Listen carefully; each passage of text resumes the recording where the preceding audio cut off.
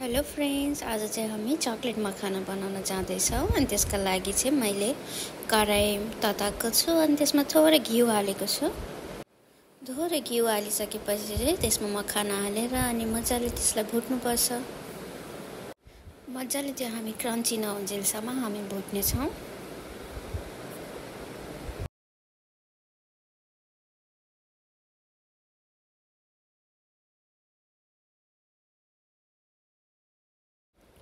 अनि यो चाहिँ भुटिसकेपछि चाहिँ हामी यसलाई साइडमा राख्नेछौँ। अनि मैले चाहिँ थोरै चकलेट लिएको छु। अनि तपाईँले चाहिँ जुन चकलेट लिँदा पनि हुन्छ, व्हाइट चकलेट, डार्क चकलेट, कुन चकलेट लिँदा पनि हुन्छ।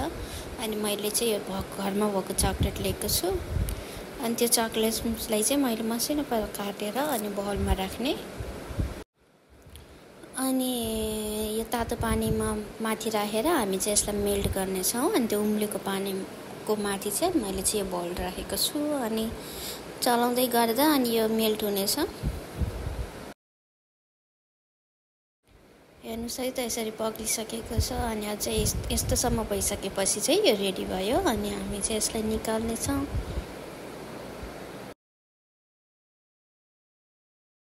अनि यो चाहिँ चकलेटहरू मजाले पग्ल्यो कि पग्लेन भनेर हामी यसरी म्यास गर्दै हेर्नेछौँ। अनि यो चाहिँ सबै पग्लिसकेको छ। अनि हामी चाहिँ त्यो भुटेर राखेको मखाना अब यसमा हाल्नेछौँ अनि मजाले मिक्स गर्नेछौँ। सबै मखानामा चाहिँ हामी त्यो चकलेटको कोट गर्नेछौँ। चकलेट धेरै तातो पनि हुनु हुँदैन, थोरै चिसो चिसो हुन लागिसकेको हुनुपर्छ।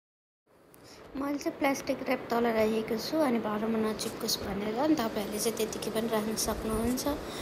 अनि यसरी प्लास्टिक ऱ्याप फैलाइसकेपछि चाहिँ अनि त्यो हामीले पुरा चकलेटमा कोट गरेर राखेको उसलाई चाहिँ हामी यसरी मजाले फराइलो पारेर राख्नेछौँ।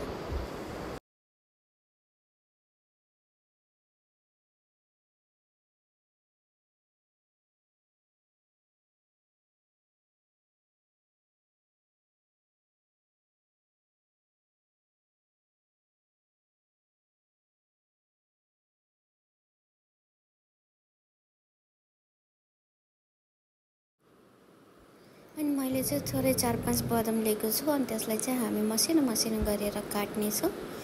अनि यसरी हेर्नुहोस् त, यस्तो मसिनो पारेर काट्नुपर्छ। अनि यसरी मसिनो पारेर काटिसकेपछि चाहिँ हामी यो बदामलाई पनि त्यही मखानाको माथि यसरी छर्किनेछौँ। अनि यो चाहिँ चकलेट अलि सुक्दा यो पनि त्यसमै टाँसिन्छ।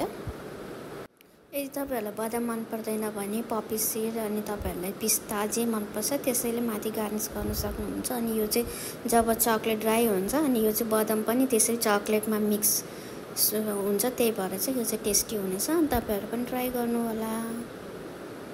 यो चाहिँ चकलेट भइसकेको छ। हेर्नुहोस् त, यो यस्तो बनेको छ। अनि यो एकदम ट्राई गर्नु होला। यो चाहिँ एकदम मिठो बनेको थियो। अनि बच्चाहरूको लागि चाहिँ एकदम बच्चाहरूले चाहिँ मिठो मानी खान्छ। यदि मखाना नखाने बच्चाहरूलाई पनि दिनुभयो भने यो चकलेटको टेस्टमा एकदम खान्छ। अनि रिदवानलाई चाहिँ हेर्नुहोस् है त, एकदम मिठो लागिरहेको छ। अनि भिडियो मन परेमा लाइक, सेयर, सब्सक्राइब गरिदिनु होला। अनि म चाहिँ फेरि अर्को भिडियोमा आउने